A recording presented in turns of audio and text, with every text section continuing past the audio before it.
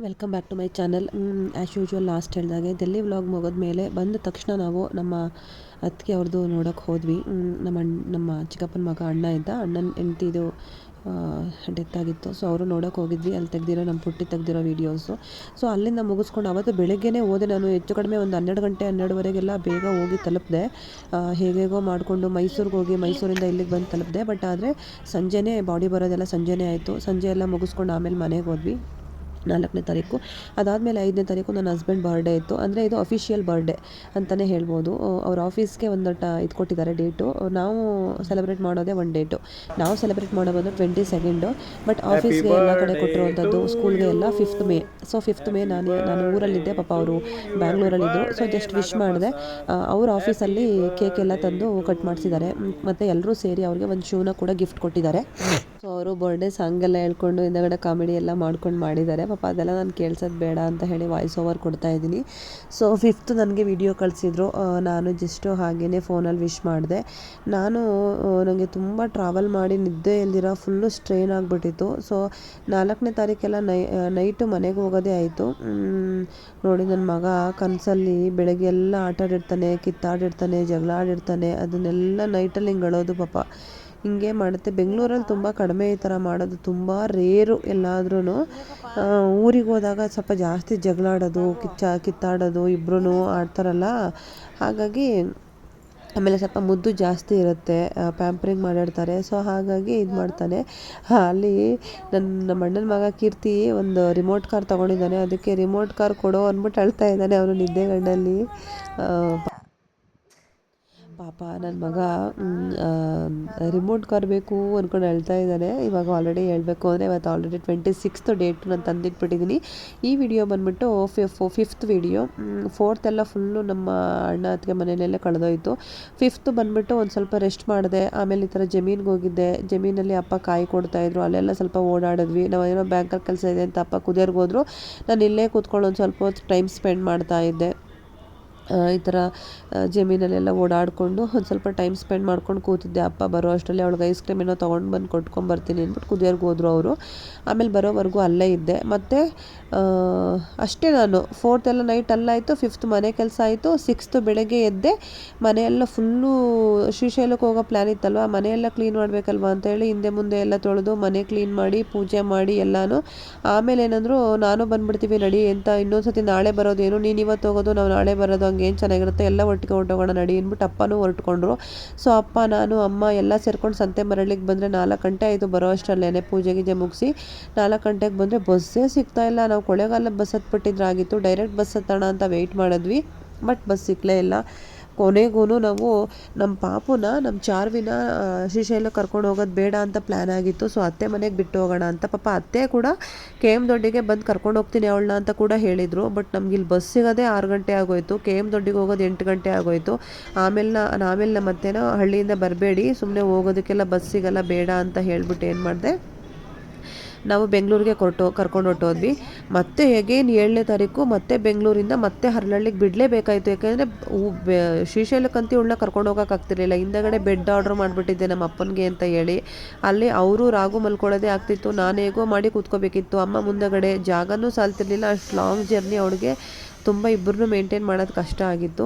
So ಹಾಗಾಗಿ ಮತ್ತೆ ಬೆಂಗಳೂರಿಗೆ ಬಂದು ಮತ್ತೆ ರಿಟರ್ನ್ ಹೋಗಿ ನಾನು KM ದೊಡ್ಡಿಗೆ ಅಮ್ಮನ್ನ ಬರೋಕ್ಕೆ ಹೇಳಿ ನಮ್ಮ ಅತ್ತೆನ, ಅಲ್ಲಿ ಪಾಪುನ ಬಿಟ್ಬಿಟ್ಟು ನಾನು ಮತ್ತೆ ರಿಟರ್ನು ಮತ್ತೆ ಬೆಂಗಳೂರಿಗೆ ಬಂದೆ. ನಿಜವಾಗ್ಲೂ ಹಾರಿಬಲ್ ಅಂತ ಅನ್ನಿಸ್ಬಿಡ್ತಪ್ಪ ನನಗಂತೂ. ನೋಡಿಪ್ಪ ಕರ್ಕೊಂಡು ಹೋಗ್ತಾ ಇದ್ದೀನಿ. ನಮ್ಮ ಮನೆಯವರು ಬೆಳಗ್ಗೆ ಎದ್ದ ತಕ್ಷಣ ಕೆಂಗೇರಿವರೆಗೂ ಕಾರಲ್ಲಿ ಬಿಟ್ಕೊಟ್ರು. ಕೆಂಗೇರಿಯಿಂದ ಅವಳನ್ನ ಕರ್ಕೊಂಡು KM ದೊಡ್ಡಿಗೆ ಕರ್ಕೊಂಡು ಹೋಗ್ತಾ ಇರೋದು ನಾನು ಬಸ್ ಹತ್ಕೊಂಡು. ಮತ್ತೆ ಅಲ್ಲಿಂದ ಬರೋ ಅಷ್ಟರಲ್ಲಿ ಆಲ್ಮೋಸ್ಟ್ ಲೇಟ್ ನೈಟ್ 4 ಗಂಟೆನೇ ಆಗೋಯ್ತು. ಸದ್ಯಕ್ಕೆ ಪುಣ್ಯ ಏನು ಅಂತಂದರೆ, ಗುರುವಾರ ನಾವು 11 ಗಂಟೆಗೆ ಮನೆಗೆ ಬಂದು ರೀಚ್ ಆಗಿದ್ದು ಬೆಂಗಳೂರಿಗೆ, ನಾನು ಅಪ್ಪ ಅಮ್ಮ ಎಲ್ಲ. ಅವತ್ತು ಅಷ್ಟೇ ಕೆಂಗೇರಿಗೆ ಬಂದು ನಮ್ಮ ಮನೆಯವರು ಕರ್ಕೊಂಡು ಹೋದರು. ಬಟ್ ಬಂದ ತಕ್ಷಣ ನೈಟೆಲ್ಲ ಕೂತ್ಕೊಂಡು ಪ್ಲ್ಯಾನ್ ಮಾಡಿ ಏನೇನು ಹಾಕೋಬೇಕು, ಏನು 4 ದಿನಕ್ಕೆ ಏನು ಪ್ಯಾಕಿಂಗ್ ಬೇಕು ಅಂತ 1 ಗಂಟೆ ರಾತ್ರಿವರೆಗೂ ಕೂಡ ಫುಲ್ಲು ಪ್ಯಾಕ್ ಮಾಡಿದೆ. ಶ್ರೀಶೈಲಕ್ಕೆ ಫುಲ್ಲು ಪ್ಯಾಕ್ ಮಾಡಿ ಮಲ್ಕೊಂಡೆ ನಿದ್ದೆ ಮಾಡಿಕೊಂಡು. ಎಷ್ಟು 1 ಗಂಟೆ ಏನೋ ಆಯಿತು. ನಾನು ನಮ್ಮ ಅಮ್ಮ ಇಬ್ಬರು ಮಲಗೋದು. ನಮ್ಮ ಅಪ್ಪ ನಮ್ಮ ಮನೆಯವರು ಮಲ್ಕೊಂಬಿಟ್ರು. ನಾನು ಅಮ್ಮ ಮಲಗೋದೆ 1:00 ಆಯಿತು. 1:00 ಮಲಗಿ ಮತ್ತೆ 7 ಗಂಟೆಗೆಲ್ಲ ಎದ್ದೇಳಿದ್ವಿ. 7 ಗಂಟೆಗೆ ಎದ್ದು ಬೇಗ ಬೇಗ ರೆಡಿಯಾಗಿ ಪಾಪುಗೆ ಊರಿಗೆ ಬಿಡೋಕ್ಕೆ ಬಟ್ಟೆ ಪ್ಯಾಕ್ ಮಾಡಿಕೊಂಡು ಅವಳಿಗೆ ನಮ್ಮ ಮನೆಯವ್ರು ಕರ್ಕೊಂಡೋಗಿ ಕೆಂಗೇರಿ ಬಿಟ್ಟು, ಕೆಂಗೇರಿಯಿಂದ KM ದೊಡ್ಡಿಗೆ ಹೋಗಿ ಅಲ್ಲಿ ಬಿಟ್ಟು ಮತ್ತೆ ರಿಟರ್ನ್ ಬಂದು ಮತ್ತೆ ಕೆಂಗೇರಿ ಬಂದು ಕೆಂಗೇರಿಯಿಂದ ಉತ್ರಳಿಗೆ ಬಂದೆ. ಉತ್ರಳಿಗೆ ಬರೋ ಅಷ್ಟರಲ್ಲಿ ನಮ್ಮಪ್ಪ ನಾನು ಒಂದು ಸ್ವಲ್ಪ ಹಾಸ್ಪಿಟ್ಲಿಗೆ ತೋರಿಸ್ಬೇಕು. ಯಾಕೆಂದರೆ ಶ್ರೀಶೈಲಕ್ಕೆ ಹೋಗ್ತಾ ಇದ್ದೀವಲ್ವ, ಲಾಂಗ್ ಜರ್ನಿ ಅಲ್ವಾ. ಸೊ ಯಾಕೆ ಬೇಕು ಒಂದು ಸ್ವಲ್ಪ ಮಾತ್ರೆಗಳು, ಏನೇನು ಮೆಡಿಷನ್ ಬೇಕು, ಮತ್ತು ಇವ್ರಿಗೊಂದು ಇಂಜೆಕ್ಷನ್ನು ತೊಗೊಂಡ್ಬಿಡೋಣ, ಮೈಕೈ ನೋವುದೆಲ್ಲ ಬರುತ್ತೆ. ಇವ್ರಿಗೆ ಸ್ವಲ್ಪ ಬ್ಯಾಕು ಡಿಸ್ಕ್ ಬಲ್ಜಾಗಿದೆ ಅಂತ ಹೇಳಿದ್ರು. ಅದೊಂದು ಸ್ವಲ್ಪ ಪ್ರಾಬ್ಲಮ್ ಇತ್ತು ಅಪ್ಪನಿಗೆ, ಕೀಲು ನೋವು. ಸೊ ಅದಕ್ಕೆಲ್ಲ ಇಂಜೆಕ್ಷನ್ ತೊಗೊಂಡ್ಬಿಡೋಣ ಅಂತ ಹೇಳಿ ನಾನು ಬಸ್ ಸ್ಟ್ಯಾಂಡಲ್ಲಿ ಇಳಿದ ತಕ್ಷಣ ಗಾಡಿ ತೊಗೊಂಡು ನೀವು ಸ್ವಲ್ಪ ಬಸ್ ಸ್ಟ್ಯಾಂಡಿಗೆ ಬನ್ನಿ, ಅಲ್ಲಿಂದ ಹಾಸ್ಪಿಟ್ಲಿಗೆ ಕರ್ಕೊಂಡು ಹೋಗ್ತೀನಿ ಅಂತ ಹೇಳಿದೆ.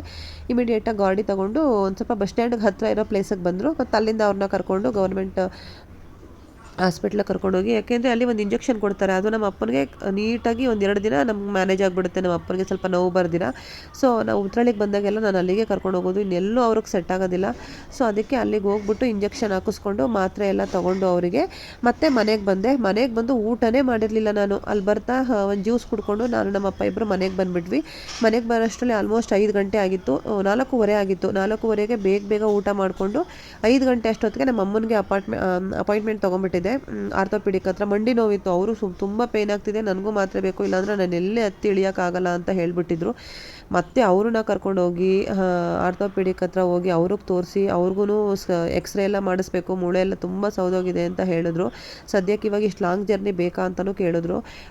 ಬಟ್ ನಮ್ಮಪ್ಪ ತುಂಬಾ ಆಲ್ಮೋಸ್ಟ್ 1-2 ವರ್ಷದಿಂದ ನಮ್ಮನ್ನು ಕೇಳ್ತಾಯಿದ್ರು, ಶ್ರೀಶೈಲ ಕರ್ಕೊಂಡೋಗಿ ಅಂತ.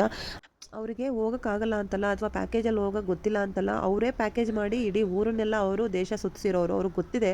ಬಟ್ ಏನು ಅಂದರೆ ಇವಾಗ ಅವರಿಗೆ ವಯಸ್ಸಾಗಿದೆ, ಯಾರಾದರೂ ಜೊತೆಗಿದ್ದರೆ ನಾನು ಸೇಫಾಗಿರ್ತೀನಿ ಅನ್ನೋ ಫೀಲಿಂಗು. ಎಲ್ಲಿಗೂ ಅವರು ನಮ್ಮನ್ನು ಬಿಟ್ಟು ಹೋಗಲ್ಲ.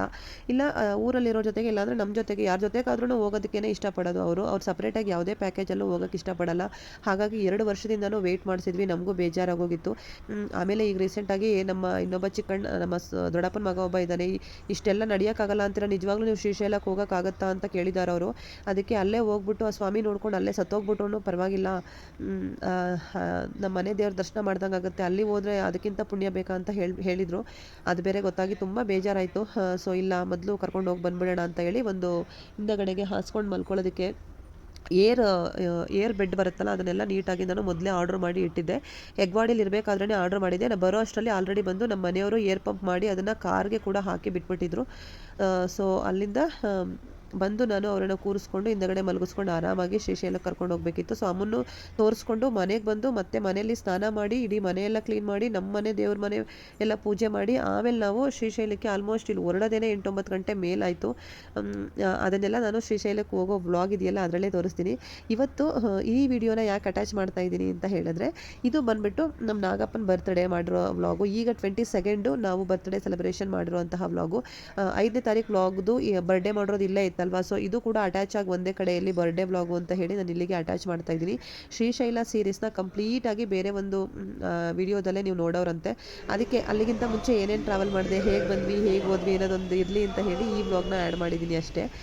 ಸೊ ಇದು ಬಂದು 22nd ನಾವು ಹೋಗೆಲ್ಲ ಬಂದಾದಮೇಲೆ 22ನೇ ತಾರೀಕು ನಾನು ಬರ್ಡೇ ಸೆಲೆಬ್ರೇಟ್ ಮಾಡ್ತೀನಿ. ಸ್ಕೂಲು ಸ್ಟಾರ್ಟ್ ಆಗಿ ಸ್ಕೂಲ್ಗೂ ಒಂದು ವಾರ ಹೋಗಿದ್ದು ಬಂದಾದಮೇಲೆ ಬಂದಿರೋ 22nd ಬರ್ಡೇನ ನಾನು ಇದಕ್ಕೆ ಅಟ್ಯಾಚ್ ಮಾಡ್ತಾ ಇದ್ದೀನಿ. ಆ್ಯಕ್ಚುಲಿ 22nd ಬಂದುಬಿಟ್ಟು ನನ್ನ ಹಸ್ಬೆಂಡ್ ಬರ್ಡೇ ಇತ್ತು. ಆ್ಯಸ್ ಯೂಶ್ವಲ್ ನನಗೆ ವರ್ಕ್ಶಾಪ್ ಇತ್ತು. ವರ್ಕ್ಶಾಪ್ಗೆ ಹೋಗಿ ನಾನು ವರ್ಕ್ಶಾಪಿಂದ 7 ಗಂಟೆಗೆ ಬಂದು ನಾನು ಬರೋಷ್ಟರಲ್ಲಿ ಇನ್ನೂ ನಾಗಪ್ಪ ಬಂದಿರಲಿಲ್ಲ. ಸೊ ವಿಶಾಲ್ ಮಾರ್ಟ್ಗೆ ಹೋಗ್ಬಿಟ್ಟು ಈಗ ತಾನೇ ರೀಸೆಂಟಾಗಿ ಡೆಲ್ಲಿ ಟ್ರಾವೆಲ್ ಮಾಡೋದಕ್ಕೆ ಅಂತ ಹೇಳಿ ತುಂಬ ಬಟ್ಟೆಗಳನ್ನ ಕೊಡಿಸಿದ್ದೆ ನಾನು ಅವ್ರಿಗೆ. ಅವರು ತೊಗೊಂಡಿದ್ರು.